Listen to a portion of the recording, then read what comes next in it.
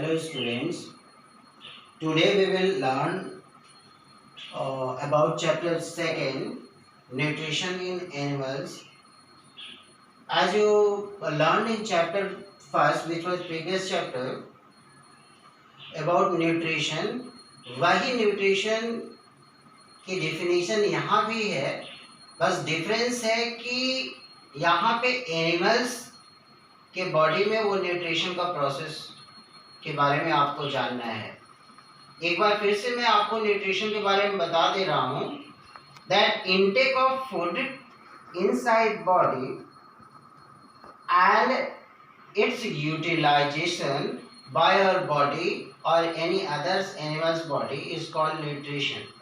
Means कि food को लेना, उसका डाइजेशन का प्रोसेस के बाद उसके जो न्यूट्रिएंट्स हमारे बॉडी में मिलते हैं और ब्लड स्ट्रीम में वो एसिमिलेट्स हो जाते हैं, उसका यूटिलाइजेशन वही न्यूट्रिशन कहलाता है।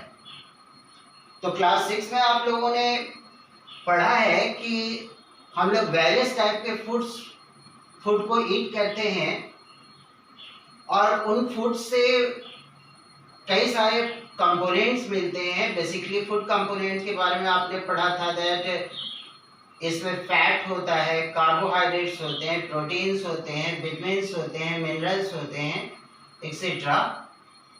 तो ये फूड कंपोनेंट्स जब हम फूड को ईट करते हैं तो उन फूड से हमें ये वेरियस टाइप के फूड कंपोनेंट्स हमारे बॉडी को रिसीव होते हैं और इन्हीं फूड कंपोनेंट्स को ब्रेक डाउन करने के प्रोसेस को डाइजेशन बोलते हैं। Means break down of food into simpler substances. Student, जैसा कि आपको पता है कि हम लोग डेली वेरियस टाइप्स के फूड खाते हैं। हम लोग पल्सेस भी खाते हैं, रोटीज भी खाते हैं, chapatis, rice, curd, vegetables and many more items. तो वो सभी फूड आइटम से हमें अलग अलग तरह के फूड कंपोनेंट्स मिलते हैं। जैसे किसी से फैट रिसीव होता है, किसी से कार्बोहाइड्रेट मिलता है, किसी फूड आइटम से प्रोटीन्स मिलता है, विटामिन्स मिलते हैं, एक्सेट्रा एक्सेट्रा।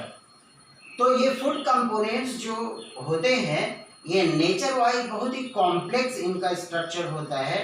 वो ईजिली हमारे बॉडी में डाइजेस्ट नहीं होंगे जब तक कि उनका कॉम्प्लेक्स स्ट्रक्चर रहेगा। As you can see at the blackboard, this one is the complex structure of the food which we take. तो ये फूड का स्ट्रक्चर जब तक कॉम्प्लेक्स से सिंपल नहीं हो जाएगा तब तक ये फूड हमारा डाइजेस्ट नहीं माना जाएगा। यहाँ पे सिंपलर फूड स्ट्रक्चर है आफ्टर ब्रेक डाउन, तो डाइजेशन बोलते हैं ये कॉम्प्लेक्स फूड सब्सटेंसेस को सिंपलर फूड सब्सटेंसेस में ब्रेक डाउन हो जाना, वो डाइजेशन कहलाता है। The process of break down of food into simpler substances, that is called digestion. तो अब बात आती है कि हम लोग जो फूड ईट करते हैं वो कैसे करते हैं। तो बहुत सारे मॉड हैं, बहुत सारे वेज हैं, तरीके हैं जिसके मेथड से ह्यूमन और अदर एनिमल्स अपने फूड को ईट करते हैं। जैसे हम लोग च्यूइंग का प्रोसेस करते हैं, बहुत सारे एनिमल्स स्क्रैपिंग का प्रोसेस से फूड इनटेक करते हैं, कुछ एनिमल्स कैप्चरिंग के प्रोसेस को अडॉप्ट करते हैं, कुछ सकिंग के प्रोसेस को अडॉप्ट करते हैं जैसे मॉस्किटोज वगैरह हैं, कुछ एनिमल्स स्वॉलोइंग का प्रोसेस करते हैं। तो ये वेरियस टाइप्स के वेज को अडॉप्ट करके हम लोग या अदर एनिमल्स और क्रिएचर्स फूड को टेक करते हैं। यहाँ पे हमें बेसिकली ह्यूमंस के बारे में फर्स्टली जानना है। तो हम लोग स्टार्ट करेंगे कि ह्यूमन में डाइजेशन का प्रोसेस कैसे होता है। ह्यूमन के बॉडी में डाइजेशन का प्रोसेस बकल कैविटी से माउथ से स्टार्ट होता है और एनस में जाके एंड होता है, विच is the organ responsible to remove waste product from the body. Buccal cavity यानी माउथ, यहाँ से हमारा डाइजेशन का प्रोसेस स्टार्ट होता है। और ये जब हम इन फूड को इंटेक करते हैं माउथ से, तो ये फूड हमारे बॉडी में कई सारे फूड कंपार्टमेंट से होकर पास होते हैं और स्लोली ये ग्रेजुअली वहाँ पे डाइजेस्ट भी होते रहते हैं। तो जैसा कि मैंने बताया कि ये बहुत सारे कंपार्टमेंट्स और कैनाल से होके गुजरते हैं, तो उन कैनाल्स के बारे में जान लेना आपको बहुत ही ज़रूरी है। कंबाइंडली उनका जो फूड कंपार्टमेंट्स या कैनाल्स हैं उसको एलिमेंट्री कैनाल्स बोलते हैं। The parts through which our food passes inside our body is called alimentary canal.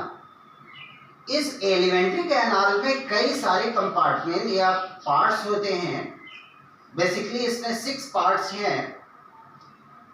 As you can see it is written on the blackboard, parts of alimentary canal, जिसमें first आता है buccal cavity, जो कि mouth है हमारा, buccal cavity and mouth. Next one is food pipe और oesophagus. Food pipe को oesophagus भी बोलते हैं। Next one is stomach, small intestine, large intestine and anus. एक बार फिर से रिपीट कर दे रहा हूं कि एलिमेंट्री कैनाल कंबाइंडली ये जो चैम्बर्स होते हैं, कंपार्टमेंट्स होते हैं, इन्हीं को कंबाइंडली एलिमेंट्री कैनाल बोला जाता है, जिसमें बकल कैविटी, फूड पाइप और oesophagus, stomach, small intestine, large intestine and anus आता है। अपार्ट फ्रॉम दीज कंपार्टमेंट्स हमारे बॉडी में कई सारे ग्लैंड्स भी होते हैं। फॉर एग्जांपल सैलिवरी ग्लैंड, जिससे सलाइवा निकलता है, लीवर होता है, पैनक्रियाज होता है। तो ये सारे ग्लैंड्स हैं जो डाइजेशन के प्रोसेस में हेल्पफुल होते हैं। इनसे वेरियस टाइप के जूसेस रिलीज होते हैं जो कि फूड के कॉम्प्लेक्स स्ट्रक्चर को सिंपलर स्ट्रक्चर में कन्वर्ट करने में हेल्प करते हैं। तो combinedly alimentary canal and these glands are called digestive system. Digestive system को अगर बोलना हो तो हम बोलेंगे the alimentary canal along with several glands found in the body is called digestive system. Alimentary canal के जितने भी पार्ट्स हैं इनके बारे में हम लोग सेपरेटली स्टडी करेंगे, स्टार्टिंग फ्रॉम बकल कैविटी। जो हमारा माउथ या बकल कैविटी है, इसमें टिप होता है और टंग होता है। तो जो फूड हम लोग इंटेक करते हैं, the intake of food inside our body और mouth is called ingestion. This is the process. The process of taking food inside our mouth is called ingestion. Ingestion. जैसा कि मैंने पहले ही आपको बताया कि हमारे बकल कैविटी के अंदर टीथ होते हैं और टंग होता है। जो हमारा टीथ होता है, ये सिंस बर्थ हमारा टीथ जो ग्रो करता है, दैट इज मिल्क टीथ।